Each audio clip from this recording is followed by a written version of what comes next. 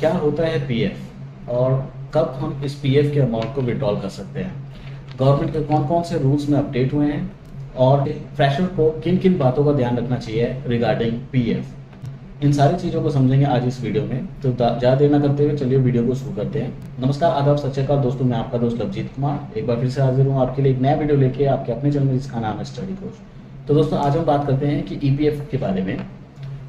EPF एक ऐसी गुल्लक है जो गवर्नमेंट बनाती है आपके लिए, आपके भविष्य के लिए, जिसमें आपका पैसा डिपॉजिट किया जाता है।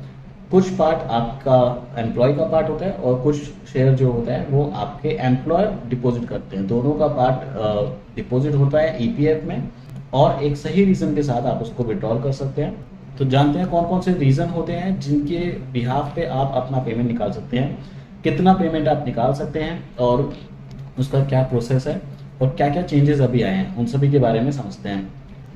पीएफ बैलेंस का 75% तक आप विड्रॉल कर सकते हैं immediately after your job loss, और बचा हुआ 25% आप कंटिन्यूस 12 मंथ के एम्प्लॉयमेंट के बाद निकाल सकते हैं। पार्शियल विड्रॉल के लिए जो मिनिमम सर्विस पीरियड होता है वो अब कम कर दिया गया है। अब 12 मंथ्स का मिनिमम सर्विस पीरियड अगर आपका होता है तो आप पार्शियल विड्रॉल कर सकते हैं। ईपीएफओ से विड्रॉल लेने के बहुत सारे रीजंस होते थे जिन रीजंस के बिहाफ पर आप विड्रॉल कर सकते थे, बट अभी इन सारे रीजंस को कंबाइन करके मेन 3 रीजंस में कन्वर्ट कर दिया गया है। वो 3 मेन रीजंस कौन कौन से हैं? फर्स्ट है एसेंशियल नीड्स, सेकंड है हाउसिंग नीड्स और थर्ड एंड लास्ट है स्पेशल सर्कमस्टांसेस।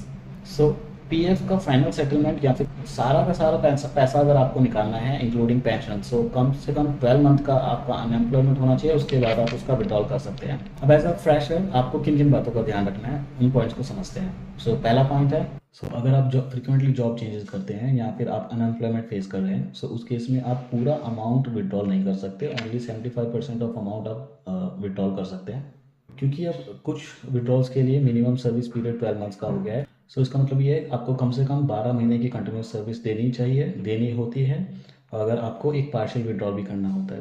तो सिंप्लीफिकेशन किया गया है कि मेन 3 कैटेगरी में कन्वर्ट कर दिए गए हैं बहुत सारे रीजंस को, जिन 3 रीजन से हम लोग विड्रॉल कर सकते हैं। ये एक बहुत पॉजिटिव साइन है। और नए चेंजेस के हिसाब से अगर आप जॉब स्विच करते हैं तो आपका जितना भी अमाउंट प्रीवियस अकाउंट में होगा, प्रीवियस कंपनी के अकाउंट में होगा, वो ऑटोमेटिकली आपके यूएन के अकॉर्डिंग नई कंपनी के बैलेंस में ट्रांसफ़र हो जाएगा।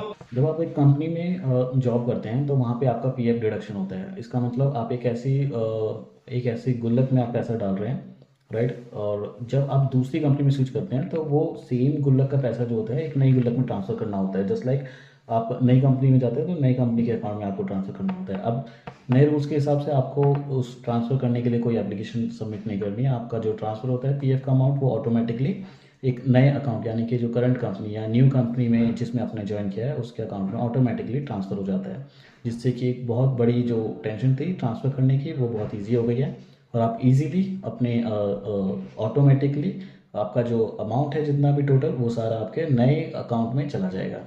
फ्रेशर के लिए ये एक पॉजिटिव साइन है कि आपको अगर पैसे चाहिए तो आप कुछ केसेस में अपना विड्रॉल कर सकते हैं, बट आपको minimum 1 year of full service, continuous service आपको देनी होगी, यानी कि 12 महीने तक आपको कंटिन्यूस सर्विस देनी होगी। उसके बाद ही आप पार्शियल विड्रॉल कर सकते हैं। If you like these details, so you can hit the like button on this video and share your feedback on comment, and please do subscribe this channel so that इस तरह की videos हम लोग आपके पास लेके आते रहें। और शेयर करें अपने सभी फ्रेंड्स को जो कि फ्रेशर्स हैं, और क्योंकि हम फ्रेशर्स की हेल्प के लिए बहुत सारी इन्फॉर्मेटिव वीडियोस बनाते रहते हैं। और you can also subscribe this channel if you have not subscribe till now. तो थैंक यू फॉर नाउ।